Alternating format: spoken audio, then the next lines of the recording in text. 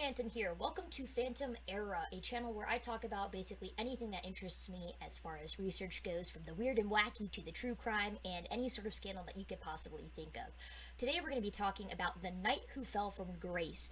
And when I tell you that this thing gives you whiplash, I mean it gives you whiplash. I was not prepared to learn what I did about this man. His name is Gilles de Rais. It's French, and I struggled to pronounce that, but we're gonna hope that that's the correct pronunciation for basically every French name in this story. But buckle up, buttercups, because it gets a little disturbing towards the end. So, Gilles de Rais was a knight from the very early 1400s, originally known for being the companion of Joan of Arc, a wonderful lady. Hopefully, you guys learned about her in history class or something like that. Love that woman. And Gilles was also a leader in the French army. He was a seemingly normal man who rose to fame and fortune through marriage. He originally studied under his maternal grandfather, where he earned the favor of a French duke and was thus admitted to the French court. For those who don't know, the French court consisted of the brightest and wealthiest individuals, all of whom boasted each other's egos and reveled in their power. It's essentially like any sort of royal court that you can think of, full of nobles and pompous assholes. It's basically just in the French flavor instead of like the English or Britain flavor. Um, that's all there really is to it, except for the fact that, he kind of got there through some less than stellar means, which I'll get into later. But essentially, being part of the French court was an exceptional boost to anybody's social, political, and economic status. So it was something that a lot of people wanted, and if you attained that sort of position in the French court, you were basically set for the rest of your life, and you didn't really have to worry about as much as you did if you weren't in the French court. Praised and highly exalted, Gilles furthered his social standing and political influence by joining Joan of Arc in the Hundred Years' War, where he became Marshal of France.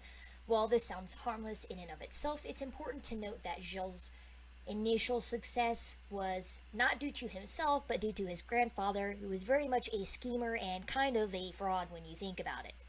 As mentioned previously, Gilles went to live with his grandfather because his parents died. So he and his younger brother, René de la Suisse, probably pronounced that wrong, were placed in the care of their maternal grandfather, Jean de Cron. At only 12 years old, Gilles' grandfather, Cron, tried to marry Gilles to a 4-year-old Jean Panel. Creepy in and of itself. Highly don't recommend it. That's disgusting and very, very weird. But he did this because Jean was one of the richest heirs in Normandy, and by marrying her, Gilles would bolster his entire family into a more royal status with money and social prowess, which is what they didn't have at the moment.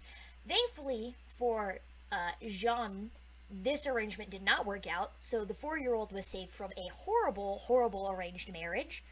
I don't know why you would even think of trying to marry off a 4-year-old, but I guess they were different times back then. Once this didn't work, Cron attempted to arrange another marriage between Gilles and Beatrice de Rohan, the niece of the Duke of Brittany.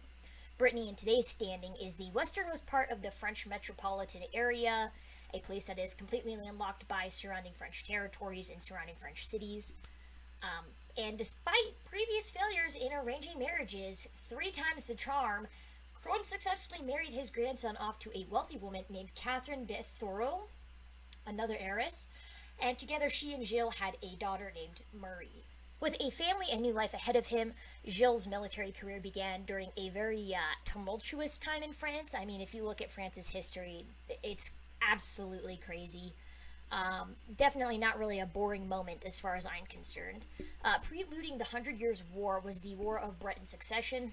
Essentially, 2 separate factions came into conflict while trying to determine the proper heir to the French throne. There was the I'm not even going to try. There was one side that supported the female heir, while the Montforts supported the male heir. And during this time, Cron took the Montfort side, and upon the Montfort's victory, was awarded a plethora of land grants, all of which ended up being converted into monetary gifts and monetary rewards. So this further bolstered Cron's position and social standing, as well as Gilles and his little brothers. While indirectly involved in the dispute, this kind of marks Gilles' initial military career because the rewards resulting from it can be considered a military conquest and a military success, even though it was basically his grandfather's doing, which was basically his grandfather was responsible for the success of his youth and his early years in life. Gilles didn't really do much, he just kind of existed, which, as you'll see in a little bit, is unfortunate that he even existed in the first place. Following the War of Breton Succession in 1425, making Gilles about 20 years at this time, it's said that he either killed or captured the English Captain Blackburn. Now, I tried to figure out who this was, but there were multiple names that came up, which means there are multiple Blackburns or Captain Blackburns. So if you're one of them, good on you. That sounds really cool. Unfortunately, none of them were pirates, which makes me a little sad because pirates are cool. Then in 1427, Gilles was a commander in the Royal Army. He managed to set himself apart from fellow soldiers due to his bravery on the battlefield during the renewed 100 Years' War. Apparently they took a break or something and they were like, you know what, we're getting back into killing each other, let's go, guys. And Gilles was like, sign me up for that party, we're gonna go over there and, blow some people's brains out. I don't know if they had guns back then, I'm just kind of making that up. I'm assuming that they did. Because he participated in the renewed 100 Years' War and actually did a good job and was considered a very brave, stout soldier, he ended up boosting his social and political power even more. As you see over and over again in history, people who did well in the military often get boosted socially outside of the military and even have political power. Cough, cough, Ulysses S. Grant from America, who became a president because he was such a badass in the war. So it's not that uncommon that if you are a good soldier and people recognize that once you leave the military, you're going to be up here instead of down here. And that's kind of what happened with Gilles.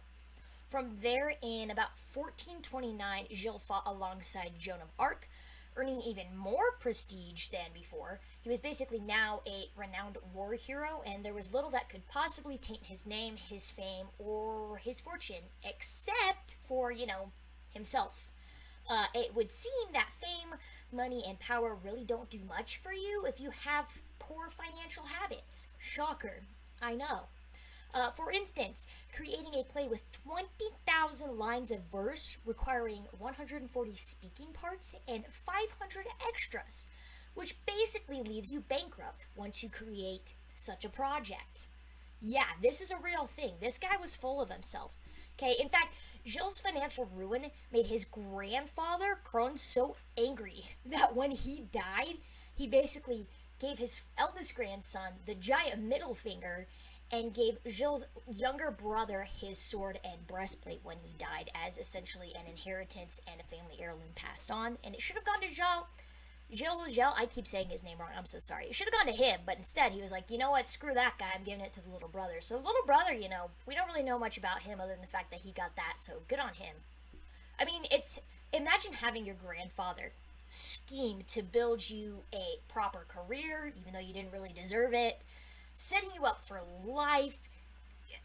Like, his methods weren't ethical, but he got you money, he got you fame, he got you a position, he got you a wife, and you just turn around and throw it all away because you want to make a play all about your military career because you're just super narcissistic and think that you're hot shit, and then just have him basically disown you. I mean, honestly, Cron's methods weren't that great when it came to, helping his grandsons out. Let's not forget he tried to marry his 12-year-old grandson to a 4-year-old child. But I mean, come on, you gotta feel a little bad for this guy that he did all of that, and then his grandson was just like, yo, screw you, dude, I'm gonna go do whatever I want and make a play, and I'm gonna end up in financial ruin, woohoo. So in order to recover some of the money that Gilles had lost, in order to make this really crappy production, he actually ended up selling, I think, almost all of his land except for 2 castles. He basically kept those for himself, got rid of all of his other property that he had earned through his lifetime up until that point to pay to continue the production as well as paying off his debt. So not only did he realize, oh hey, maybe I should just count my losses and get what money I can back from the land that I'm selling, he was like, oh no, we're all in. We're still keeping this thing going. People are going to want to see it. They're going to flock from all around. But get this. The people that showed up got unlimited food and beverages, and the costumes that he made, he had them remade after every performance so they were brand new and authentic. So this man was not only wasteful with his money, he was just straight up wasteful with resources. I mean, I don't understand how he thought this was a good, substantial, like sustainable situation at all, but I guess you can't fix stupid. In fact, Gilles was so bad at managing his money. Not only did he sell almost all of his property, his family was so angry and distraught with his BS and his inability to actually save money that they went to the Pope and then the King of France demanding that something be done. Because of this, the king passed an edict that prevented any French citizen from making deals with Gilles and prohibited Gilles from selling any more of his property. I mean, this man was as broke as you could get at the time, essentially, aside from being, like, I guess a peasant, so maybe he wasn't that broke, but still, he was in dire straits. And the fact that an entire country was told to just stop doing business with him is hilarious. The king was like, you know what, you did this to yourself, like, at least I'm gonna keep you from keep you from digging the hole anymore, like, you're just gonna have to stay here, and we're gonna level with each other. Like, it's just wild to think that absolutely no one could give him money. Like, legally, they could not give him money because he'd just spend it. So, theoretically, the king literally protected his citizens from financially supporting Gilles because they were basically going to be robbed of their money because he wasn't going to do anything with it to help himself. Now, keep in mind, this all happened in 1435, which means that Gilles would have been about 30 years old. So, I mean, he's not young and, like, impulsive by any means. Like, that's a grown man who should kind of know what he's doing at that point. Very clearly, he wasn't. But because of this, Gilles really started to spiral. Now bankrupt, without social grace, and basically disowned by his family because they were the ones that made the king put the edict out that was like, hey, yo, don't do business with this guy. Gilles turned to the occult. Yeah, you heard that right. Why he decided to try and start summoning demons is a little bit beyond me and my pay grade, but it is documented that he set out to Blanchett in search of alchemists and demon summoners. It's pretty safe to say he didn't get far in either department, but that didn't stop him from trying worse techniques than, I don't know, reading like some weird book in Latin. For instance, in 1438, during his exploration of the occult, Gilles used the dismembered body parts of 3 children to try and summon the demon Baron. Obviously, that didn't work. Unfortunately, those 3 kids weren't the only victims Gilles had. Instead, it's presumed that he began abducting, murdering, and roping children in 1432, meaning that by the time Gilles even touched the occult, he'd already set to killing children for years prior. Absolutely wild, right? Now, before we continue, I do want to say it's going to get a little dark and a little more sinister, and it's going to have some graphic content that I will do my best to censor so that YouTube doesn't get mad at me, but, like, if you got to click away or anything like that, completely understandable. Take care of yourselves, take care of your mental health. But if you're sticking around for this part, buckle up, Buttercup, because it gets absolutely wild. Well, many cases potentially tied Gilles during his later confession to deaths and disappearances of kids. The first documented case that actually had stuff supporting it was that regarding a 12-year-old boy named Judon. It's Jeudon, Judon, I think that's right, I could be wrong. And in a quote from Jean Benedetti's biography on Gilles, this is how Gilles was described to have killed his victims. I'm going to read this word from word. The boy, meaning Judon, was pampered and dressed in better clothes than he had ever known. The evening began with a large meal and heavy drinking, particularly hippocras, which acted as a stimulant. The boy was then taken to an upper room to which only Gilles and his immediate circle were admitted. There he was confronted with the true nature of his situation. The shock thus produced on the boy was an initial source of pleasure for Gilles. In many cases, the victims were little boys who fell into Gilles' hands to satisfy his sexual desires. It is said that he often tied the boys up to keep them from screaming or running away, and after beating the meat on them, he would comfort them, claiming that he was just trying to play with them. They were just, good old chums hanging out, having a good time. And, he was like, hey, don't run away. It's fine. Um, it wasn't fine. The thing that interests me probably the most about this is that Gilles didn't really stick to one method of, offing his victims. He did all sorts of things outside of the sexual side of it. He would hang his victims, decapitate them, or basically just slit their throats. And then once that was done, Gilles would have his servants throw the bodies in the fireplace in his bedroom. I can only imagine the smell of that. I hope I never have to experience that. That to me is just horrific. I don't know why you would even want to be in there. But then again, this is also a guy that is just openly killing children. And one servant, his name is Portu, stated that when Gilles had female victims, he thoroughly hated their sexual organs, unlike that of his male victims. And instead of getting his rocks off while they were alive, he'd get his rocks off with the bodies instead. Yeah, I don't know if that's worse or not. I It's bad. I told you this guy he's something, all right. Then then after Gilles confesses to this aspect of things during his trial, he goes on to say that he eviscerated some of the bodies upon their death to look at the organs. Not the kind of science experiment I would have expected from a guy like this. Other times he said that he would literally sit on his victims as they died, and he would laugh with delight. In some cases, if he thought that the little boys or the little girls were particularly attractive, he would hang onto their body parts for a little bit to appreciate them and even kiss their faces, as if, that makes it better. Note to self, it doesn't. You are still a piece of crap. Kissing a dead child does not fix the fact that you murdered them. If anything, it's just extra creepy. Overall, Gilles is a despicable and cruel man, but he can be classified as a sadistic schmedophile, more specifically the mice-soaped molester/killer.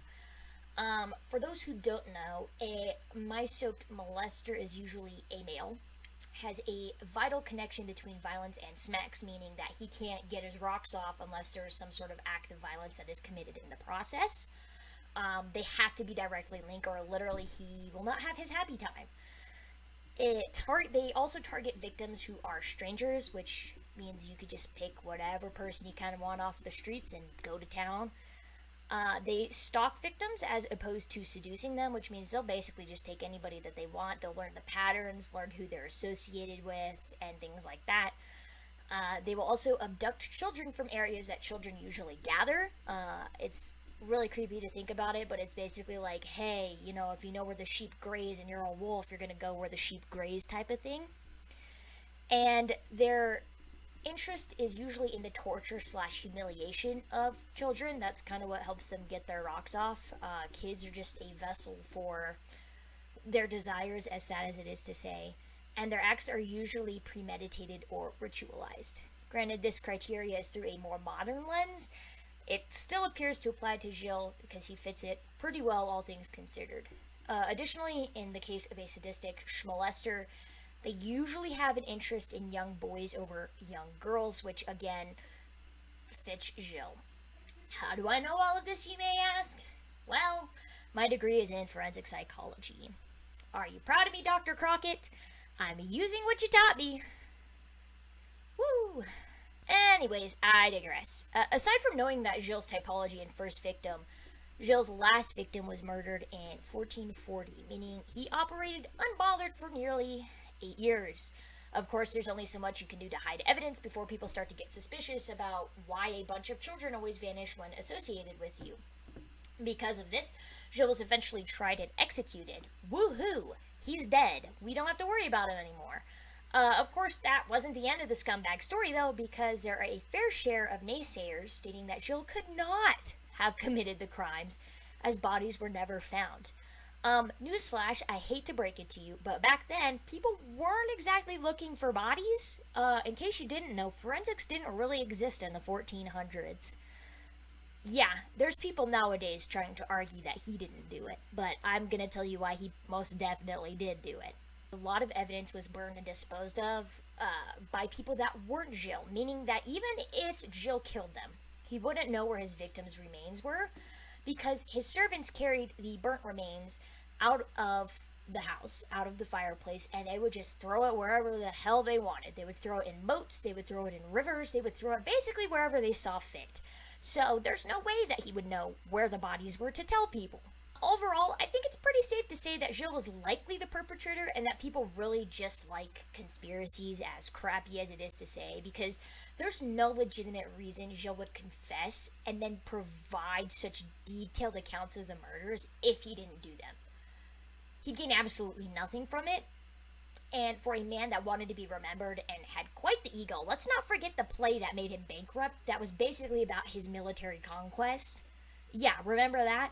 Yeah, this guy is full of himself. He does what he wants when he wants, which is why he killed a bunch of children without a care in the world and even laughed at them as they were dying. So, I mean, he's gonna boast about this because if he can't be remembered for the stupid ass play that he wrote, he's gonna be remembered for this, one way or another. That said, screw that guy. Let's talk about someone else. So this episode isn't all about him because stick it to the man. We don't like people who kill children. That's wrong. So instead, we're going to talk about Joan of Arc. Really cool lady, like, right? Probably schizophrenic, but that's beside the point. When I was researching this, the thing that really brought a smile to my face was thinking that if she ever found out what her fellow soldier, what her comrade did, what Gilles did to those children, she would kick him so hard in the teeth that his jaw would be inverted. I know my lady, my homegirl Joan of Arc would pull up and just eviscerate that man on the spot. She wouldn't stand for it. She wouldn't have it. You know, not my Joan. Not my Joan. Also, this is going to sound kind of horrible, but remember how Gilles had a daughter? Yeah, did they ever investigate if anything happened to her, like, at all?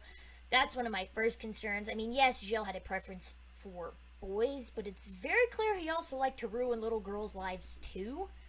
And not to get too dark, but I sincerely hope that out of all the people Gilles assaulted, his daughter wasn't one of them.